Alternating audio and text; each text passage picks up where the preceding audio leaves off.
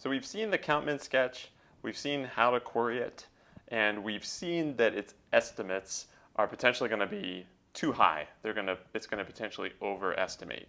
We saw this diagram where we put these three quantities in a bound relationship with each other. So we said if the true frequency is called f sub x, we said that that is at most the point estimate that we would get using the CountMin sketch, where we take the minimum across where the hash function sends us in each of the rows. And then that in turn is upper bounded by the value we would get in any one row. So this is the first row. This is the value of the element in the CountMin sketch that we get when we apply hash function h sub 1. So now it's time for us to prove our claim about the CountMin sketch point estimates being probably not too far from the true frequency. So let's put that claim together. Let's first just recall some notation. So let's use D to be the number of rows in the CountMin sketch, W to be the number of columns, M to be the number of items in the input data stream. And now we can write down our claim. And the claim is going to be in terms of a couple of new variables that we define called delta and epsilon. Okay, so let's see the claim. The claim is that if the number of columns equals 2 over epsilon, and the number of rows equals the log base 2 of 1 over delta, then, now let's write down what we would like the claim to be. And let's make the claim in terms of wanting there to be a high probability that we are within a error. Okay, we could also say it the other way, where there's low probability that we're beyond that error. But let's first state it by saying what's the probability that we are in bounds with respect to the error. So we're going to write probability that our estimate, tilde f sub x, is less than or equal to the true frequency f sub x plus, and then here comes our error term here. So we're going to say the error term is epsilon times m. Okay, epsilon being this new variable we introduced, epsilon usually stands for error of some kind, times m, which is the number of items in the stream. Okay, I'll come back to this epsilon times m part in a moment. And we're going to say that that probability is at least, and then we're going to write 1 minus delta. So that's the claim. What are these two terms that I've highlighted? Okay, the blue term and the red term. Okay, so we're saying here that the estimate, tilde f sub x, is at most the true frequency plus something. And that something, we should think of epsilon as being a small fraction. It's going to be something like, let's say, 0.01. So let's say that epsilon is 0.01. What we're saying is the probability that we're not too far off, where too far off is defined as the true answer plus 0.01 times the total number of items in the input stream. Okay? So the error term is in terms of how many items there were that we put into the CountMin sketch. This kind of makes sense, right? Since each new item is a new opportunity to have a collision. So each new item is a new opportunity for the estimate to go up, for the overcount to go up. So the way we write it is in terms of epsilon times the number of items in the input stream. Okay, let's look over here. Similarly for delta, we should think of delta as being a small fraction, like 0.01, right? So you can think of this fraction as a probability. And so what we're saying is the probability that we're within a good estimate, we're within the error tolerance, is at least 1 minus a small number. In other words, it's a close to 1. It's a probability close to 1. So delta might also be 0.01, for example.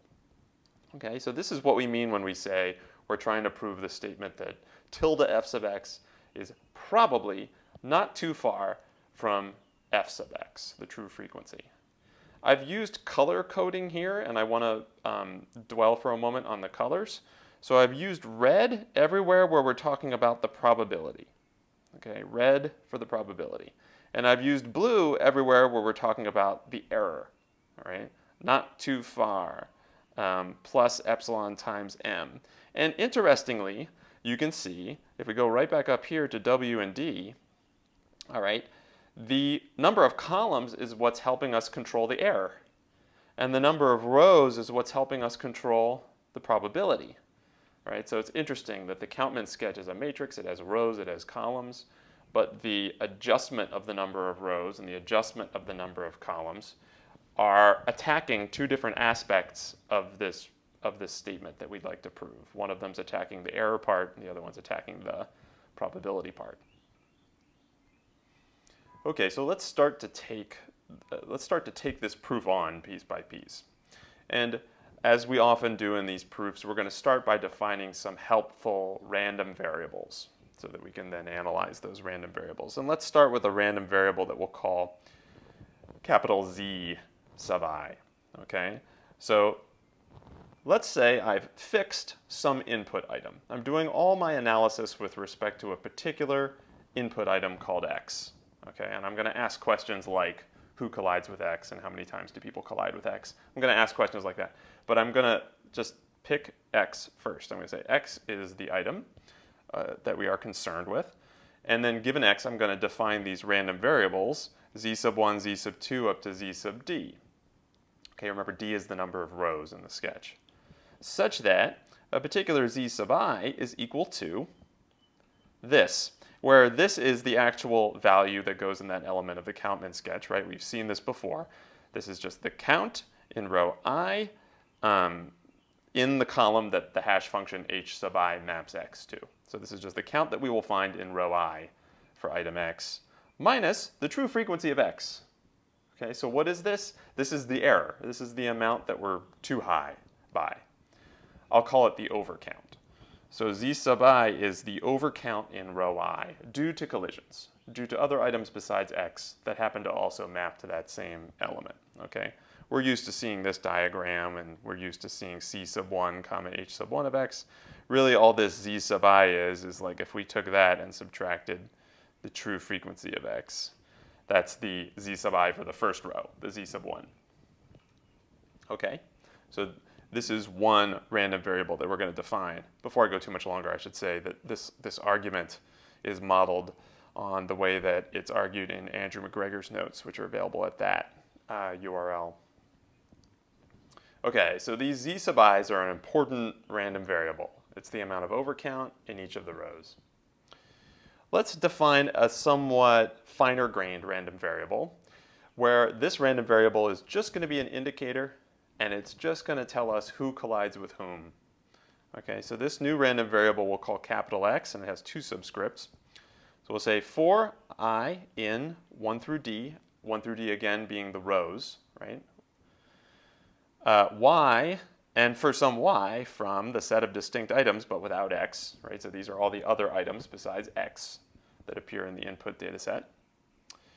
We'll define this indicator random variable, big X sub I comma Y, as being basically the answer to the question, does Y collide, right? Does Y collide with X? In row Y, in row I should say. In row I. Does Y collide with X in row I? Okay. So these are indicators, right? So these are random variables that take on values 1 or 0. They'll take on the value 1 if there is a collision, 0 if there's not. So another way we could write this is X sub I comma Y equals, and then let's make this kind of a choice. And we'll say it equals 1 if H sub I of Y equals H sub I of X, right? I being the row we're in, right? So I, those all match. We're in row I. And H sub I being the hash function for row I, and we're just saying if the hash functions are the same for X and Y, it's 1, it's 0 otherwise. Typical indicator random variable. Okay?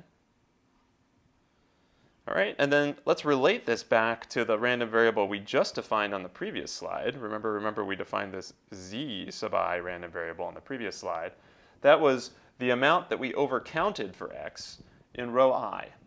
All right, so clearly the amount that we overcounted for X in row I is related to who collided with X in row I. It's related to this question of who are all my colliders in row I.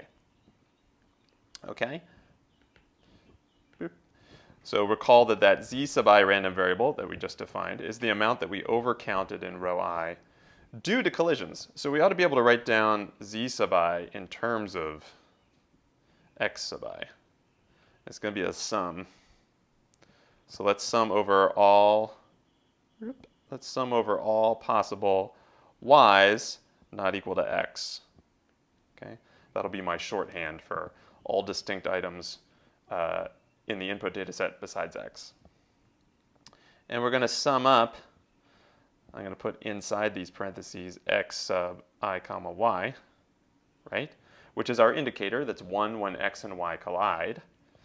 And obviously the overcount, we're going to contribute to the overcount each time some other item y collides with x. But the amount that that contributes to the overcount is going to depend on y's frequency, right? Because if y occurs 10 times in the input data set, then that's 10 times it's going to cause that element to be incremented. Right? So I'm not done. I need to put the frequency of y times the indicator. Okay? So this is the definition of big Z sub I, the overcount in row I, in terms of big X sub I comma y, the indicator for every collision, and in terms of the frequency of y. Okay, so with this more detailed knowledge of what's going on inside Z sub I, let's now see if we can write down something about the expected value of Z sub I. Okay, so let's first of all, let's just use the fact that we just established, which is that the expected value of E sub I is equal to the expected value of, I'm going to write this in blue, that sum y not equal to x of f sub y times the indicator, the collision indicator, okay? So the expected value of z is the expected value of, this is z on the right-hand side. It's just that we sort of decomposed it into this weighted sum of x sub I y's. But of course, thanks to linearity of expectation, right? So thanks to linearity, we can take the expected value and sort of push it inside here. Okay, so let's go ahead and do that. And we will now put the sum on the outside. Okay, and now f sub y is just a number, right? It's not a random variable, so that comes out as well. And we'll push the expected value. Let me write the expected value in blue again. We'll push the expected value in here, and we're just taking the expected value of the indicator, and I'm going to write the indicator in purple this time. Okay, so we got from that previous line to this line using linearity of expectation. Okay, and now we have the expected value of an indicator random variable. So the expected value of an indicator random variable is, remember, an indicator random variable is 1 when some event is the case, when some event happens. All right, so if we want to get the expected value of the indicator, right, remember the indicator takes 1 when that event happens, 0 otherwise. Right, so the expected value of the indicator is just the probability of the event. So we can simply rewrite this expectation in terms of the probability of the event. So let's go ahead and do that. Let's carry this part over f sub y times, and then this is the probability of a collision. So let's just write out the probability of a collision. I'll write this in purple.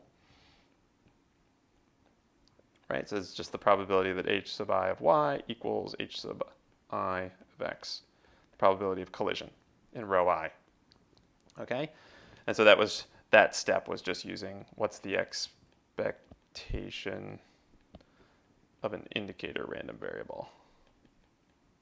It's just the probability of the event. Okay, so here we are here. And now we're looking at this, and we'd like to be able to write down the expected value or put a bound on the expected value.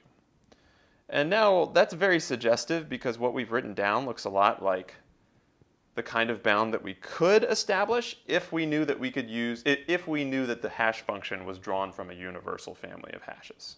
Okay? We didn't assume that, or at least not yet. But now that we see the the proof going the way it's going, let's now bring in the assumption that the hash functions are drawn uniformly and independently from a universal hash family. Okay, so let's further assume that the family big H, from which all the little h sub i's were drawn, is a universal family. Okay, so that means this is at most, now we're going to just rewrite it, but rewrite the probability part times, now let's rewrite the probability part as just 1 over W. Why 1 over W? Because W is the number of columns, right? So just like when we said, you know, a universal hash mapping to a hash range with n elements, we would say probability of collision is at most 1 over n. Well, now the hash functions, remember, are mapping items to columns of our CountMin sketch. There's W columns. Right? So the equivalent here is to say that the probability of collision is at most 1 over W. Okay?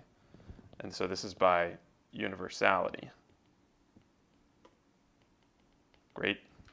Okay, making progress. So now let's think about this summation here. Okay, so this summation here is the sum over all x not equal to y.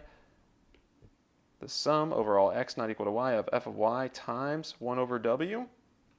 Well, this is almost adding together the weights of all the elements in the input data, right? All but one, right? All but x. So this is upper bound. This whole thing is upper bounded by m. Oops. M over w. Right? M is just the total number of items in the whole input data set. Right? This is almost summing up 1 over w a number of times equal to the number of items in the input data set. It's just off by a little bit because it's not summing them up for x, which is why we're using a less than or equal to here, right? In reality, this is a little bit less than this, so, or it is at most this, depending on how many times x occurs. Okay?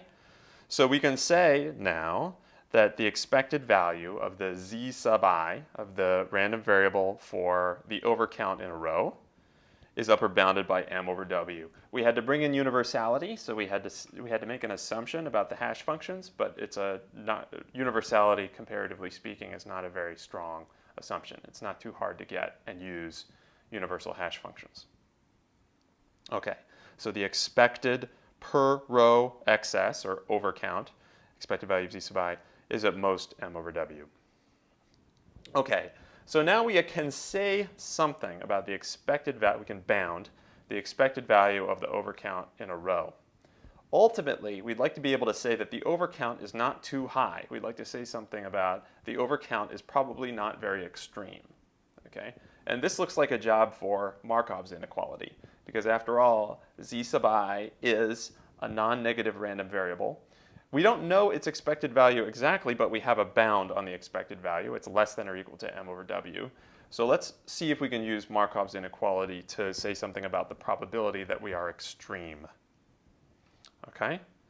So let's just write down our friend Markov's inequality, but plugging in z sub I as our random variable. So the probability that z sub I is greater than or equal to some multiplier b times the expected value of z sub I. So I is at most 1 over b, right? It's just Markov's inequality.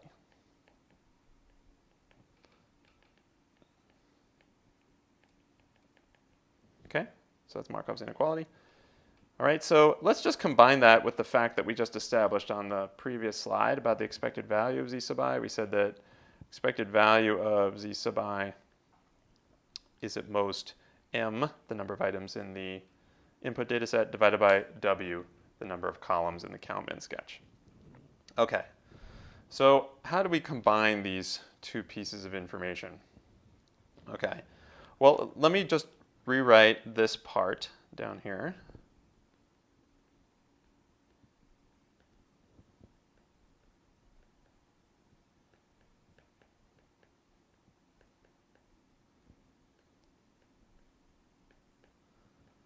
And I'm going to write on this side now that probability, the one from the statement of Markov's inequality, is greater than or equal to, so I'm going to write now on the left-hand side of that, I'm just going to write another version of that same probability, but where I'm going to plug in m over w instead of the expected value of z sub I. So this is now b times, that's an m over w. All right, so what's different between these two? Well, here I have expected value of z sub I. Here I replaced it with m over w. Remember, m over w is greater than or equal to the expected value of z sub I. Right, so what's the relationship between these two statements? This is the probability that z sub I is more extreme than some value. This is the probability that z sub I is more extreme than some more extreme value. All right, so this is a stronger statement. This is asking whether z sub I is greater than or equal to some even higher bar. Right, so this probability is going to be less than or equal to this probability. Okay, that should make some sense. So why did I write these two down here like this? Well, I need to continue, but I need to continue with just this part and this part. Okay, right, so let's go forward with what we learned by combining Markov's inequality with that bound. Okay, so here we are, just rewritten.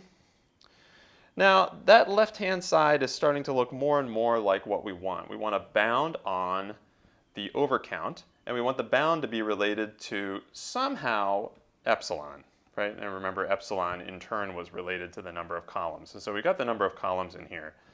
But let's just see if we can get a bit closer by doing a change to the expression that we want by doing a change of variable, where we let b equal, the number of columns w times epsilon. Remember, b is just the Markov inequality variable. Let's put something specific in for b. Okay, so if we do this change of variable, we're going to end up with probability z sub I greater than or equal to, okay, so we used to have bm over w, but now we're letting b be w times epsilon. Okay, so w's will cancel out, and epsilon will be in the numerator. So now I'm going to have something that should look familiar, which is epsilon times m. Okay, less than or equal to, and then let's do the substitution again, except now on the right-hand side, instead of 1 over b, because I did this substitution, I have 1 over w epsilon. Okay, right? Now let's just do, so this is good progress because I have here on the left-hand side something that looks a lot like where I want to ultimately head, which is I want the probability of our overcount being too high, or 1 minus that, probability of being within bounds with respect to the error. This right-hand side, though, I would like to get that to an actual fraction. And luckily, we can reach back to the very beginning and remember that we actually said that w was going to be 2 divided by epsilon. Right? That was the statement that we made at the very beginning, if the number of columns is 2 over epsilon. So let's plug that in. So we're plugging in 2 over epsilon here in the denominator. The epsilons are going to cancel, and we're going to end up with 1/2. Okay? So using what we know about how we're going to set epsilon, or how we're going to set the number of columns with respect to epsilon, we have that the probability of the overcount in row I, the probability that that overcount is greater than or equal to epsilon times m, right? This error term that we know is the one that looks like the one that we're headed for, is less than or equal to 1/2. And this is good. If it's less than or equal to some nice fraction like 1/2, we start to gain some confidence that just by doing this multiple times, by doing multiple random trials, we can start to drive this probability down exponentially quickly from 1/2 down to, let's say, 1 over 1,000 if we did it 10 times. Okay, so good. So let's take this and let's just remind ourselves that this left-hand side is not so far from where we want to be. All right, so here's that same left-hand side, here's that same right-hand side, but I'm just reminding you that the probability that the overcount is greater than or equal to epsilon times m is the same thing as saying that the true count plus the overcount is greater than or equal to the true count plus epsilon times m, okay? And this is, the true count plus the overcount is a little bit like tilde f sub x, right? Not yet, because tilde f sub x is the minimum over all the rows, and we're still just talking about one row for now. But it's what we're saying, the statement that we're making about one row looks a lot like where we ultimately want to go. So the last part is we have to be able to analyze this if we do it not just over one row, but over all d rows and take the minimum. Right? That's the last part. So what happens if we repeat this process for d rows and take the minimum? Okay, well, we're going to end up saying something a little bit more like the probability, not just that a particular row has excessive overcount, but the probability that for all, I'm going to use the for all symbol, for all rows, for all rows 1 up to d, that z sub I is greater than or equal to epsilon m is less than or equal to, now we have 1 over 2, but to the dth power. All right, this is the action we'd like to get. We'd like to be able to take that 1/2 and drive it down exponentially quickly, which we can do as long as we have independently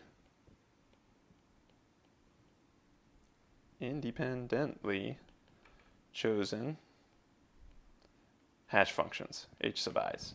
Okay, it's chosen uniformly and independently from the universal family. Okay. Let's think about how do we want to choose d? We actually already said how we're going to choose the number of rows with respect to d. We said we were going to with respect to how we were going to set the number of rows d with respect to delta. Right? We said that we were going to set to d equals log base 2 of delta to the minus 1. In other words, that's the same thing as log base 2 of 1 over delta. Okay? That's how we said we were going to set d. So we can actually plug that in, right? We can plug in. So we can say 1/2 to the d, it's the same as 2 to the minus d. And now let's plug in log base 2 of delta to the minus 1. Okay, the minus 1 in the exponent here, we can bring the minus 1 down in front. We get 2 to the log base 2 of delta, delta, and that just equals delta. Okay. So if we plug in this particular value for d, we find that the bound, the probability is less than or equal to this part, becomes delta. Okay, good, because delta we thought of as the probability that we are too far, right? So indeed, when we plug in the choice that we made for d, we get that probability is delta.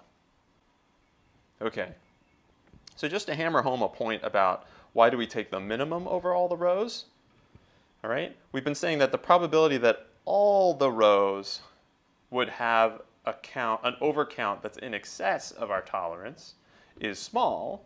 Of course, we can flip that statement. We can just complement it and instead say the probability that there exists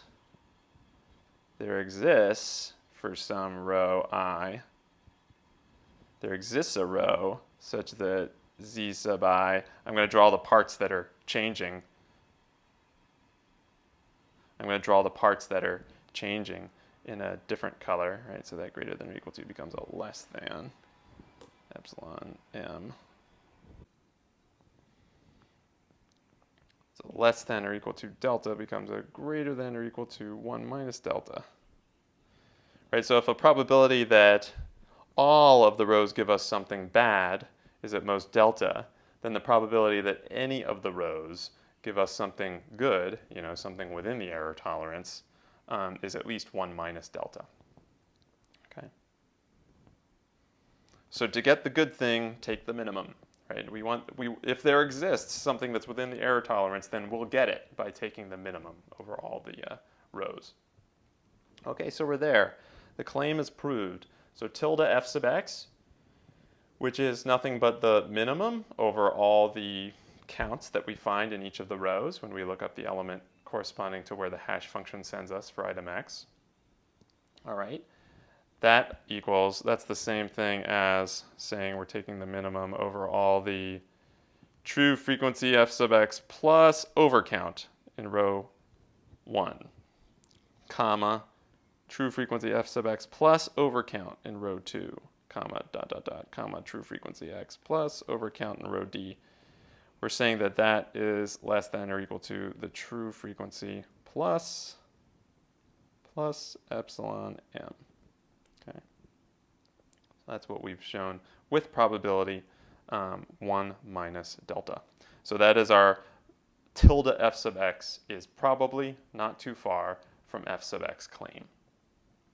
Okay, so what did we have to bring in? We had to bring in universality. So we said that the hash functions, all the h sub i's are being drawn independently and uniformly from a universal family.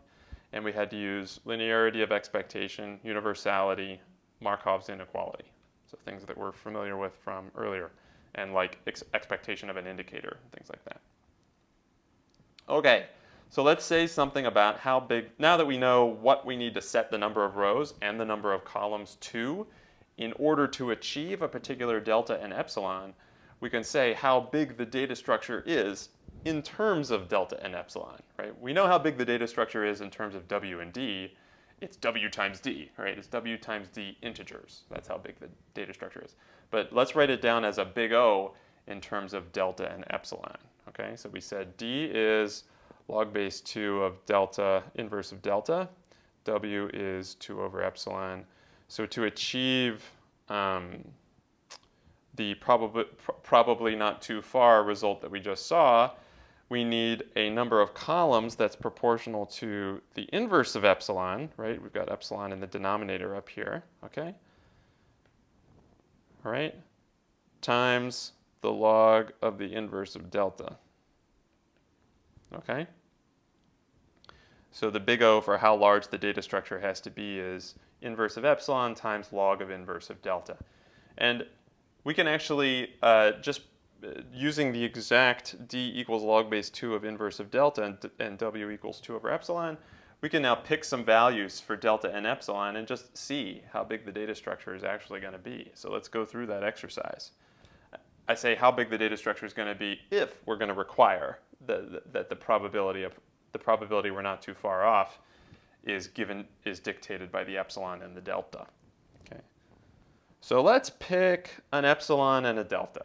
Epsilon is the error. So let's say that we are okay being within 0.1 times the number of items in the input data stream. That's how much we're willing to overcount with probability 0.9. So in other words, with delta equal to 0.1. So 1 minus delta is 0.9. Okay. And now let's actually do these two calculations to get the number of columns and the number of rows. Okay, so what's the number of columns? It's 2 over 0.1. Okay, so it's 20 times. Then what's the number of rows? Well, okay, let's do a little math. It's the log base 2 of 10 rounded up. So that's going to be 4, right? That's going to be 80. 80 integers, all right? 80 integers, all right? So let's put 80 there. That's not 80 bits or 80 bytes, it's 80 integers, right? So it's going to be, let's say, a 32 or a 64-bit value there. So we would have to multiply it by something again to get the number of bytes, but let's just write the number of integers for now. All right, so let's do another, let's say we're going to do epsilon of 1% and delta of 0.01. Okay, so now 2 over epsilon, that's 2 over 0.01, that's going to be 200, okay? Times, and then now we've got log base 2 of 100 rounded up. That's going to be 7, right? Right, because log base 2 of 64 is 6, log base 2 of 128 is 7, so that rounded up is going to be 7. So now we've got 1,400 integers. And then here's a couple other points where if you pick a particular epsilon, you pick a particular delta, you can just plug it in to figure out what's the number of columns, what's the number of rows, and that's the number of counters in the entire matrix. But remember, a counter is not a bit or a byte, it's a machine word or something like that. So you would have to multiply these numbers by, say, 4 or 8 to get the number of bytes required to store that data structure.